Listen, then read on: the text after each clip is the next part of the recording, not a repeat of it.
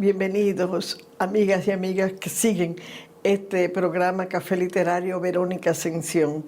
Hoy con un invitado especial, un invitado al que apreciamos muchísimo porque es un joven escritor que ha dedicado su vida a la literatura, a la docencia y a ese mundo académico que va dejando legados cada día a nuestro país en el ambiente cultural y artístico. Con nosotros, Faris Rosario. Bienvenido. Gracias Verónica por la invitación. Un placer estar tomándome un cafecito contigo acá, hablando de literatura y de la vida social. Gracias, un café literario. Un café literario. Ahora en la televisión. Sí. Sí, pero realmente nos tomamos el café. Así es. Pari, para mí agradable que tú estés aquí. Tú naciste en el 1981, eres un joven. Así es. Y has dedicado ya varios años de tu vida, desde que te graduaste como licenciado en filosofía y doctorado de estudios del español, lingüística y literatura en la Universidad Pontificia Madre y Maestra, y luego doctorado en la Universidad Autónoma de Santo Domingo en el mismo ámbito de la lengua española. Sí. Y también con 7 libros publicados. Entonces yo digo, oye, pero es una maravilla poder contar con un joven dedicado a un quehacer difícil, el mundo de la literatura y la enseñanza del español, que tanta falta le hace al país. Sí. Cuéntame un poco de tus estudiantes, tu mundo académico, ¿cómo te sientes? Ok, bueno, una apreciación es, realmente estudié lingüística aplicada en la Universidad Autónoma de Santo Domingo, en la UAST, y el doctorado fue en Pucamalma, en estudio del español, lingüística y literatura. Ese es el enfoque. Ahí está tu enfoque. Ahí está el enfoque. Lingüística y literatura, justamente como mi libro más reciente que acaba de salir, que es Temblor y Furor. Sí, que tú estás dedicado gran parte de tu tiempo a la academia. A la academia. Entonces me siento en una etapa interesante de mi vida, me siento bien, porque estoy ya más enfocado en dedicarle tiempo a mis inquietudes intelectuales, a investigar, a leer más y a crear ya más, con más osadía, con más atrevimiento en la experimentación de algunos géneros. Porque cuando uno comienza a escribir uno lo hace un poco como precipitado, sin tener mucha conciencia y como sin rumiar, sin volver. Ahora es un tiempo que yo le doy mucha vuelta. Y le doy mucha vuelta, lo engaveto, pero me siento bien. Y a veces también con la pandemia, la ansiedad de uno querer tener más tiempo para leer, para viajar, porque para escribir se necesita viajar. Así para es. Viajar más, visitar bibliotecas. Yo sueño con visitar la biblioteca de Borges. Ya visité la biblioteca de Carpentier en Cuba, en La Habana.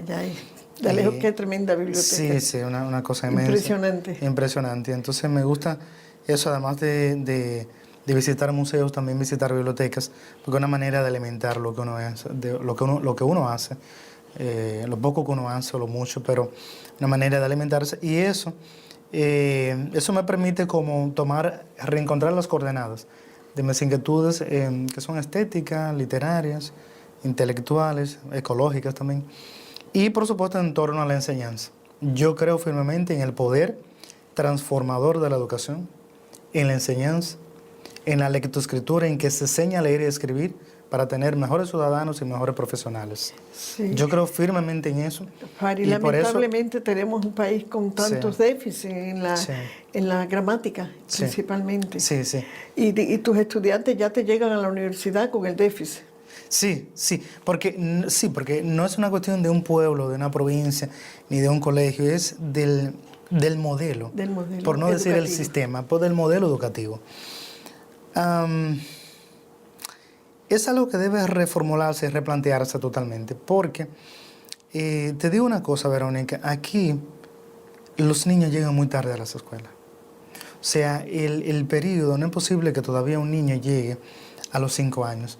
O sea, cuando ya sabemos, por ejemplo, muchísimos métodos de la alfabetización, o sea, cómo el niño es un cerebro abierto, una esponja que absorbe todo, los sonidos, los colores, la textura, los cuerpos, los tamaños. Entonces, y que ahora con la tecnología... Y que ahora estamos dando más, con todo el mundo de la neurolingüística, el mundo con la lingüística cognitiva. Yo le he puesto atención a eso. Ahora está la inteligencia artificial. Pero hay un problema de que de verdad, ante otros países como Costa Rica, yo no quiero comparar, ¿Y Colombia? y Colombia, los niños, o sea, que un niño entre a las que un niño, o sea, de la clase aquí más menos favorecidas, que entre a los 5 años de estudio, es una barbaridad. Es una barbaridad. Sí, porque ya hay una laguna. Porque ya hay una laguna inmensa, o sea, de todo lo que se le puede leer, los colores. Los primeros libros con los que entra en contacto un ser humano no son libros de secuencia alfabética doblemente articulada, como le llamamos a esto, sino que son libros de formas. A veces libros árboles, libros de tela que se tocan, sí, de colores, de tamaños. Entonces tenemos un sistema educativo que ojalá en algún momento conecte por ahí, comience a revisar poco a poco, porque hay que construir escuela, pero que también hay que construir un diseño que facilite una enseñanza más amplia de los menos favorecidos. Yo nunca he visto, me dicen ahora que hay centros de atención, deben tener libros de esto, y de darle atención para que un niño, porque fíjate, la personalidad de un sujeto hablante, de un niño, se define de 1 a 7 años. Entonces, justamente cuando comienza a tener asociación, sentido de responsabilidad, de quién es, cómo se llama, o sea, va a tener como ese sentido de lo que es la lengua, el lenguaje. Entonces, los niños, hay otra cosa, que los niños aprenden por el modelaje de sus padres y de sus profesores. Sí. Cómo se viste el padre, cómo habla el padre, a veces hasta cómo se sienta la madre, se siente el niño. Cómo imitan. Entonces, lo que lee, si un niño ve que su padre lee el periódico o que su padre está leyendo, él va a tener curiosidad y va a leer. Y eso como me pasa como mi niña cuando vamos a cualquier plaza. Voy a mencionar ahora, puedo mencionar una plaza, por ejemplo, en Galería 360. Cerca ahí en el intermedio, cerca del área de los baños, había siempre como una exposición de libros. Un área de círculo. Y mi niña no podía pasar por ahí que no se entrara. Y entraba al mundo porque los veía en la casa. Porque ve mi libro en mi casa y ve el libro hasta en el baño, en toda parte. Entonces los libros le llaman la atención los colores y eso es determinante en la formación de los niños y la creación de una mejor educación de un país. Y los otros son los profesores. Los profesores de educación básica no saben la responsabilidad, lo que implica ser profesor de los niños, porque cuando un niño ya llega a la escuela secundaria, ya no hay nada que hacer. Eso nada que hacer. Ahí ellos tienen sus preferencias, su modelaje, me gusta esto, me gusta aquello. Sí. Yo creo que va a ser agrónomo. Y sus deficiencias están ahí que no las va a superar. Pero si ya tienen toda una plataforma, una base en cuanto al lexicón, a la manera de escribir, a la redacción, a los libros, al menos distinguir entre los géneros. Verónica, yo he tenido jóvenes terminando la universidad que confunden un cuento con una novela y una biografía con una novela. Y entonces quien confunde un género quien confunde un género con otro no sabe leer. Porque los géneros son estructuras cognitivas. Entonces, lo primero es tú distinguir, mira, comienza, había una vez, pero eso parece un cuento, eso parece una fábula. O sea, y un texto, una noticia. En Santo Domingo ocurrió tal, no hubo, reconocer la estructura. Si tú confundes la estructura, no sabes leer. Entonces, es parte de una realidad amplia que tenemos deficiente. Y yo creo que poco a poco lo iremos logrando porque también nuestro sistema, nuestro modelo educativo ha sido muy descuidado por las empresas, por el Estado, hasta por otros poderes fáticos que han manifestado históricamente. Y por cambios familiares. Y cambios familiares, que han manifestado preocupación por la educación. Se han descuidado, ¿por qué? En el currículum. Hay que formar, hay que transformar el currículum, luego que los profesores asimilen ese currículum. Aquí la gran transformación del currículo se hizo para el centenario, 1992, con el Plan de Sana 1994, y fue toda una teorización, un esbozo, un movimiento, pero que quizás no cuajó en sus mejores frutos, en sus mejores adaptaciones. Ahí estuvo Mato Moquete, un gran profesor. Los mejores maestros de aquí. Y los mejores. Y mi pasado Celso Benavides, que fue mi profesor, Malagón, y ahí tuvimos muchas cabezas pensantes. Ahora, ¿qué pasa? Que era un sistema un modelo en su época, con en su contexto, con muchísimas limitaciones, y además de que muchas cosas en el mundo de la corriente han cambiado. Sí. O sea, el enfoque que tiene el modelo educativo es que todavía, vino el cambio tecnológico, todo eso, y seguimos con el modelo educativo de finales de finales de los 90 del siglo pasado, porque es el que está vigente hasta donde yo sé. Así es. A lo mejor estoy errado. Mari, mira, vamos a una breve pausa y Sí. volvemos contigo porque Sí. has tocado un tema que es vulnerable totalmente. Hablar aquí del sistema educativo Sí. nos lacera, Sí. nos preocupa, porque hemos visto la cantidad de ministros de educación que hemos tenido Sí, preparados, muchos preparados, sí. hemos visto cómo educa, instituciones trabajan con el tema y seguimos con los mismos problemas. Mira, en las estadísticas me refiero. Y yo fui, no sé si tengo tiempo para acotarte algo. Sí, pero Después cuando de la pausa. regresemos, después de la Ah, pausa, ok, venimos bueno. con ese tema que yo sé que a ti te apasiona y como Sí, maestro, sí, sí. como Me duele, catedrático, te duele. me duele. Volvemos en breve. Así es.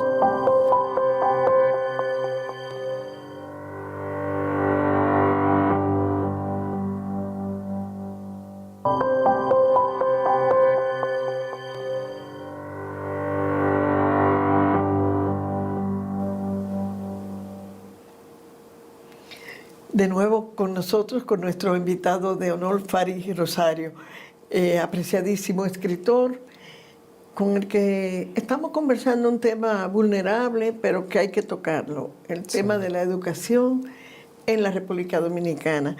Faris, cuando yo veo jóvenes como tú, como este es un programa que trato de enfocarlo para que los jóvenes los vean a ustedes y los tengan como ejemplo y puedan emular algunas cosas. Sí. Me gustaría que tú nos expliques a nuestros amigos y amigas que nos siguen. Tú naciste en Moca. Moca es una provincia que ha dado grandes escritores. ¿Cómo fue tu niñez? ¿Ahí aprendiste tú el amor por los libros? Sí. Sí, yo no soy mocano. Yo nací realmente. Mi padre vivía en Santiago, en Los Pepines, en Los Pepines, por trabajo. Y luego cuando yo nazco soy el mayor de los varones, entonces decide mudarse a Moca, próximo a donde está Juan Lopito, el Imperio, por ahí. Y luego entonces mi padre migra al campo, que es lo que mejor que me ha pasado a mí, vivir en una sierra toda mi niñez, más o menos hasta los 12 años. El amor a los que me alfabetizó, yo lo reitero, fue mi madre. Cuando yo fui a la escuela Verónica, yo sabía leer, yo recuerdo que un sábado a las 9 de la mañana yo escribí mi nombre completo. Estaba leyendo el libro de los Reyes, de la Biblia, porque mi mamá tenía una Biblia. Y yo recuerdo que mi mamá, la lección que más trabajo me dio a aprender fue la del zapato y zapote. Que ya ves la diferencia. Eso era obligatorio. Entre sapo y zapote.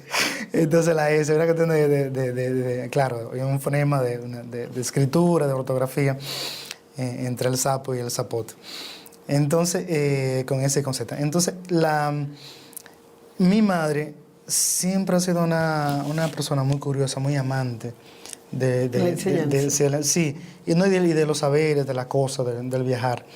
Entonces mi madre me decía los sábados, ella tenía un radito azul. Mira, en ese tiempo, no estamos hablando no había internet, había poca televisión.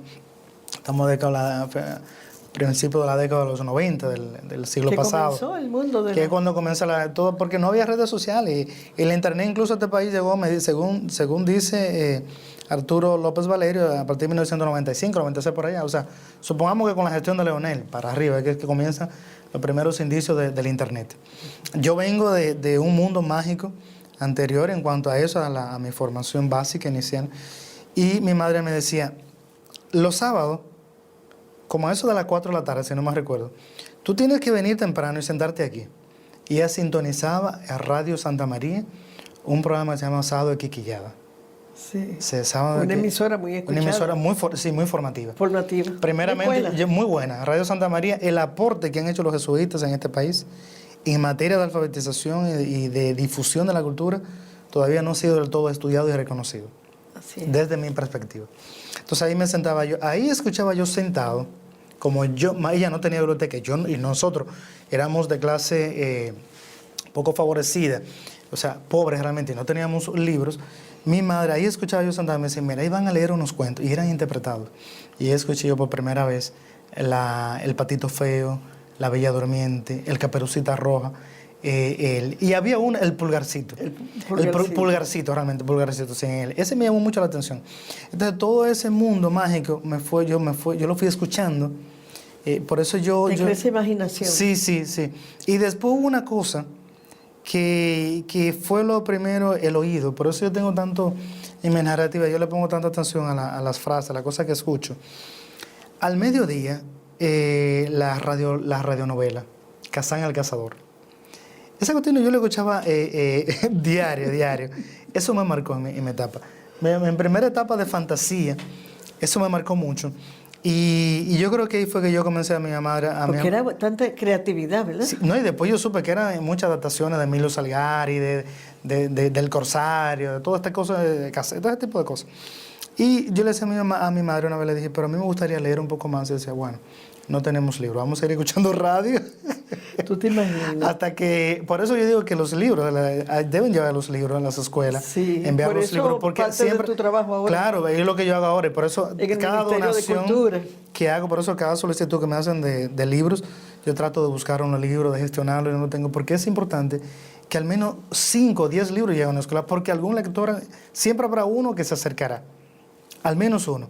Y mientras haya un lector, como decía Italo Calvino, la literatura, nuestro quehacer está justificado. Pero a ti sin tener libros te crearon la imaginación. Sí, entonces esa imaginación mía fue, esa fantasía, ese mundo imaginario mío personal, subjetivo, fue como fermentándose, fue creciendo.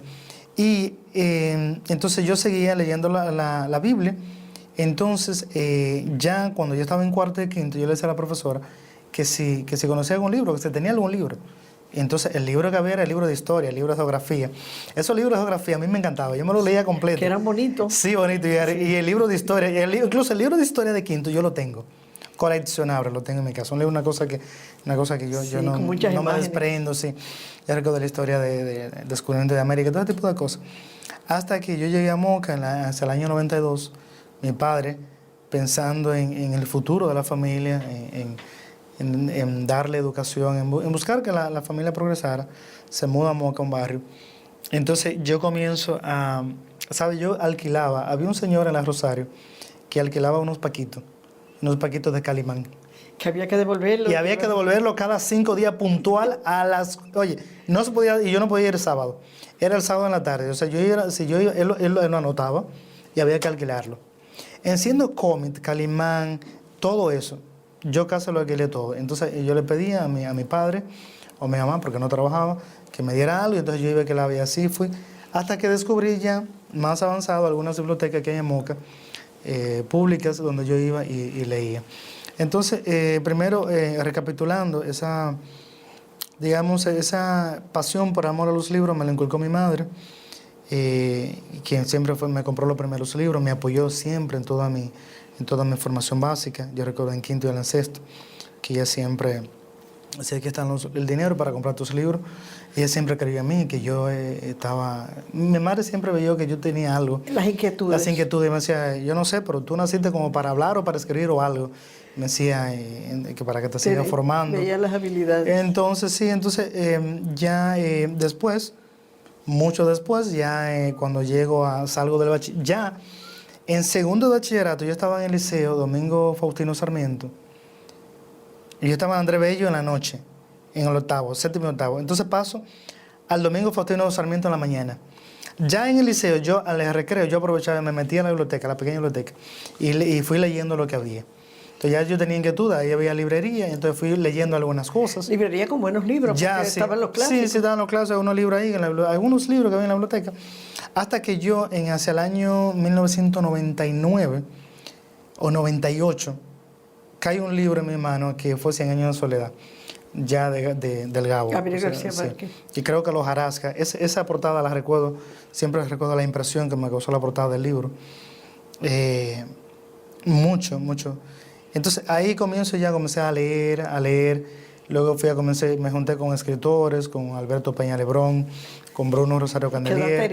Y ya quedé totalmente claro, totalmente seducido, y me fueron hablando de libros, me fueron prestando libros, Bruno me prestó libros, y así fui ampliando y conociendo libros, hasta que llegó un tiempo que yo estaba terminando la filosofía, que yo pasaba muchas horas, yo llegué a leer muchas horas, hasta 9, 10 horas, leyendo de continuo, leyendo a Shakespeare, leyendo a Fausto, a Goethe, porque yo sentía, ahora tengo compromiso, yo estoy casado y tengo 2 hijas, pero en esa etapa de mi vida yo sentí una voracidad que yo lo quería leer todo. Sí, Y yo decía, todo me interesaba, todo me interesaba. Y aprovechaste el tiempo porque leíste sí, yo leí mucho.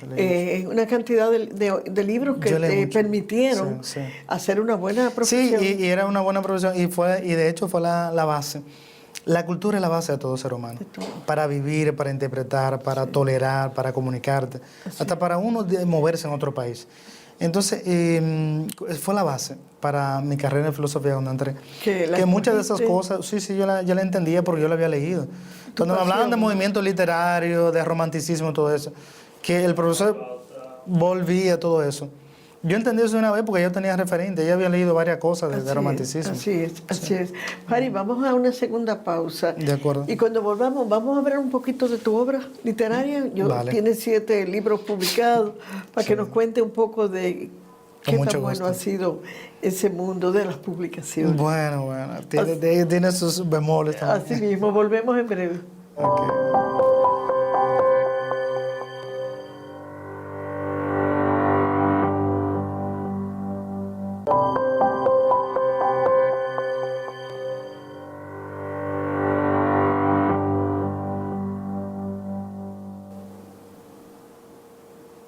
De nuevo con Fari Rosario, excelente escritor y amigo, un apasionado de la literatura, filósofo, lingüista, profesor universitario, que ha dedicado su vida a este mundo maravilloso y a veces poco comprendido de lo que es el mundo literario y el mundo de la docencia. Sí. Ese mundo al que hay que entregar la vida, el que es docente.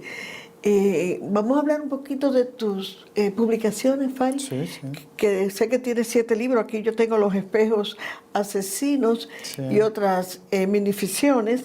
La aventura de la vaca flaca, que es un libro que fue muy vendido, lo recuerdo perfectamente. Tienes aquí tu último libro, Temblor y Furor.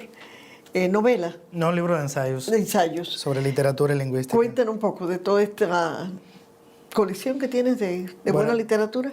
Sí, y bueno, cuando decía que he dedicado toda mi vida, es casi cierto totalmente. Yo lo sé. Porque yo he visto poca televisión. Yo, por ejemplo, tengo casi 100 años de atraso en Netflix. No vi muñequitos, pero he dedicado casi toda mi vida. Es que para hacer lo que tú has hecho tienes que dedicarle todo el tiempo. A leer, a escribir, a analizar, a estudiar. Y yo comencé apasionándome de la literatura como una manera de comunicar los sentimientos, las ideas, lo que yo pensaba sobre el mundo. Y como todo, yo comencé siendo poeta. Como la mayoría de escritores, comencé escribiendo poesía, con desaciertos, con muchos temores, con errores. Y entonces uno, de acuerdo uno va leyendo y formándose, hablando con expertos, con personas que saben mucho de literatura. Leyendo a Borges y en diálogo con muchos maestros. Yo recuerdo con la oficina de UNAPEC, yo saltaba continuamente a Mariano Lebrón Sabiñón y le preguntaba sobre esto, a Alberto Peña Lebrón en Moca, a Bruno Rosario Candelier, a mi amigo, en paz descanse, todos ellos, en especial a Marcio de los Mañolos. Entonces, yo fui descubriendo, escribiendo, y cada día más según fui escribiendo, me iba dando cuenta de cómo la literatura es una manera, no solo un estilo de vida, sino una manera de uno revelar, de uno responsabilizarse de ciertas cosas, de uno comunicarse, conectar con temas e inquietudes que tenemos los seres humanos. Y entonces yo comencé escribiendo poesía, luego narrativa, me cuento con un prólogo de Salvador Gautier. Mis libros, gracias a Dios, han tenido buena crítica, buena aceptación. Crítica y buena acogida. Buena acogida por la crítica especializada, por la gente que sabe literatura de tu país. Ha dicho siempre algo de mis libros. Hasta René Rodríguez Orano antes de morir, Fornerín, mucha gente. Yo te sigo porque como sé que tú eres tan joven y te veo en esos afanes literarios, yo digo, pero es impresionante porque no está dedicado solamente a la literatura. No, hay que vivir, uno no tiene otra cosa, hay que dar la enseñanza. Estás ahora en el ministerio. Estoy trabajando como director de gestión literaria en el Ministerio de Cultura. Pero esa pasión, o sea, uno va explorando motivos y cosas. Entonces pasé de la narrativa, que era una manera de de yo conectar mejor con la condición humana, con situaciones que me preocupan, de injusticia, el tema de la migración, de la violencia. El día a día de el la día a día, sociedad. el tema de la violencia me toca profundo, la ignorancia, todo este tipo de cosas. Entonces, en torno a varios de esos temas están algunos representados en mi libro Cuentos Profanos, mi primer libro, un libro de minificciones, de cuentos brevísimos, que a Dual Gautier le llamó mucho la atención, me hizo el prólogo, y luego seguí con narrativa. Escribí un libro de cuentos largos que no está acá, que es El coleccionista. Es un libro con muchas inquietudes, ya con otro formato. Ese libro está agotado. Ese libro está agotado. Y luego entonces he seguido con narrativa. Hice una antología de minificciones llamada El columpio de los sonámbulos, que es esta. El columpio de los sonámbulos, antología de mini cuentos. Este fue el primer libro que me causó una gran satisfacción, porque esta es la tercera reimpresión. Este libro fue asignado como libro de texto en la mayoría de universidades. Que eso es en la logro. UAS, en Pucamalma, yo recuerdo a Elisa Núñez, que lo asignó en varias ocasiones, en UNIBE, en INTEC, en UNAPEC, la fallecida Arielina Ajá. Landestoy. Sí. Ella también lo puso como libro. varias lo asignaba. Entonces, este libro es una antología porque es un libro de cómo el género brevísimo, la minificción, cómo se ha desarrollado en este país. Desde por allá, desde León, desde Manuel de Cabral, pasando por Virgilio Díaz Grullón, José Alcántara, Manuel Rueda, pasando por Veloz Magiolo, hasta nuestros días, hasta Luis Martín Gómez, Luis Toirac, y autores más contemporáneos. Contemporáneos, sí. Entonces luego he seguido con Los Espejos Asesinos, que es un libro de minificciones, sí, editado y publicado por el Banco Central. Ese libro también tiene crítica ya fuera de acá, crítica de escritores de Argentina, de España, de Venezuela también, una Violeta Rojo. Y mi libro más reciente, que es un libro de ensayos. O sea, al yo terminar mi formación académica, sí, me desconecté, como es natural, un poco de la narrativa y de la poesía. Pero yo tengo por ahí libro inédito y sigo leyendo. Pero entonces yo dije, bueno, déjame darle un poco de forma a todas estas ideas, sacar un libro de ensayos. Ahora va a salir próximamente un libro de ensayos basado en investigación doctoral, y un libro sobre Marzo de los Mañolos. Y este libro, pues ya lo publiqué el año pasado, que es un libro sobre diversos ensayos sobre lingüística y literatura. Y ahí hay temas también sobre la novela, el cuento dominicano, sobre Pero Páramo, entre otros. ¿Están en librería Cuesta? La mayoría de mis libros, sí. Estos dos libros, El columpio de los sonámbulos y Furor y Temblor, publicado por Santuario, pueden hallarse en librería Cuesta. Los demás libros no creo, están agotados. Y ya yo tengo la meta, tengo que reeditar algunos libros. Pero esa es una buena noticia. Esa es una buena noticia, sí, porque aquí no se venden tantos libros, Pari. Bueno, es que a veces hay que caer en gracia, hay que leerse. Y te digo, algunos y trabajar también hay que hacer difusión. Trabajar en la promoción. Mira, los escritores no pueden ser ñoños. Los escritores, pero los artistas hablan de su arte y hacen salud y envían podcasts, envían bocadillos. Los escritores, ¿Y su marketing? Los escritores, sobre todo en este país, tienen que saber vender sus libros. Si usted va a una charla, como yo que fui una vez invitado a la Alianza Francesa, me llevé algunos libros y viene ese libro. Sí. Yo fui unos amigos que ponen yo fui, claro, todo, invitado, todo pago, pero llevé mis libros, algunos los vendí, otros los regalé. Entonces hay que hablar de los libros. También hay que, a los periodistas, quienes hacen difusión, hay que enviarle los libros. Hay que enviarle los libros y yo no le digo tú, si te gusta escribe y si no, no pasa nada. Pero yo se lo envío. Sí. Y entonces oye Verónica, cada libro mío que sale, yo por lo menos dedico 60 libros, 70 y hago eso. Se lo envío, esa difusión, y a veces hasta fuera del país. Que lleguen a manos importantes, claro, de gente que puede analizar y comentar. Y comentarlo. Entonces eso hay que hacerlo. Y luego pues sigo escribiendo, quiero terminar una novela, un libro de cuentos que tengo, ya cuentos largos, no de minificción. A tu esposa no le está yendo muy bien contigo. Le está quitando mucho tiempo. Porque tú estás haciendo una gestión gubernamental en el Ministerio de Cultura que te requiere viajes. Sí. Al interior del país. Sí. Tú estás en la docencia y estás en esta gran producción. Yo ahora tengo un sabático. He parado la docencia porque no me da el tiempo para tanto. Porque además yo tengo tengo una familia que atender. Claro, claro. Mi responsabilidad ante el Estado y trato de sacar tiempo. O sea, la cuestión es cómo uno divide el tiempo. porque es por etapa. A veces uno va, termina un ensayo o un capítulo y uno lo engaveta y uno vuelve sobre eso. Entonces uno dice, déjame comenzar Sí, esto, yo tengo déjame terminar proyectos que esto. lo guardo 10 años. Y uno lo guarda y uno lo va terminando. Por ejemplo, ahora cuando me envíen mi libro, por ejemplo, ahora yo estoy terminando de leer una novela y sé que para final de mayo no puedo comenzar a escribir ni siquiera una nota porque tengo que corregir hacer la corrección final de mi libro de ensayo que va a salir pronto. Pari, gracias. Me encantó Sí. tenerte como invitado Gracias en este a ti. programa Café Literario. Yo quisiera invitarte a otro programa porque se nos quedaron todos Cuando los guste. temas. Lamentablemente. Es breve, el tiempo es breve aquí. Y el tiempo en la televisión siempre es breve. Sí. Y con temas así, pero ese tema del sistema educativo, Sí. me encantaría que le dediquemos un programa. Okay. Me encantaría que tú aceptes ser mi invitado, porque como tú eres profesor y tú vienes, Sí. tú vienes de un sistema educativo donde sacaste beneficios por Sí. ciertas Sí, condiciones. por condiciones y casi habilidades personales y porque tuve buenos profesores. Buenos Algunos profesores, buenos profesores. y un hogar también que ayudó, Sí, fundamental. porque es fundamental. Entonces, esos son los temas que hay que hablar, Así que es. es que hay que conjugar, hay que ayudar un poco en el hogar, sí. hay que tener mejores docentes Sí. y hay que tener herramientas y libros para los, Claro que sí, estudiantes. claro que sí. Y la motivación, hay que trabajar mucho en la motivación Sí. lectora. Sí, la motivación lectora, y eso es determinante porque para tener personas responsables, gente que respeten las leyes de tránsito, que sean buenos profesionales, ¿Es la educación? tienen que leer bien y desarrollar su lexicón, o sea, conocer la literatura de su país. Es penoso que, mira, así como hay que conocer Bahía de las Águilas, hay que leer a Pedro Mira, hay que leer a los Mañolos. Así es. O sea, la vida no tiene nombre. Y hay que leer el Quijote. Y por supuesto que el Quijote, los clásicos. Yo estoy dando, por supuesto, todo eso, pero conocer nuestra cultura, porque es una manera de uno ser mejor profesional, ser mejor ser humano y disfrutar más, porque la vida es breve, disfrutar lo que uno está viviendo.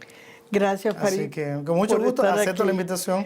Tú me avisas y aquí estaré. Próximamente estaremos de nuevo con Faris Rosario. Así ven y presento mi libro más reciente cuando sale, el libro de ensayo. Excelente conversatorio que esperamos que se repita muy pronto, Claro que sí. para que podamos hablar un poquito del tema educativo y también de algunos libros nuevos que tiene. Sí, del libro nuevo. Y de este libro que yo sé que tiene unas críticas que es bueno Sí. conocerlas. Las personas que escriben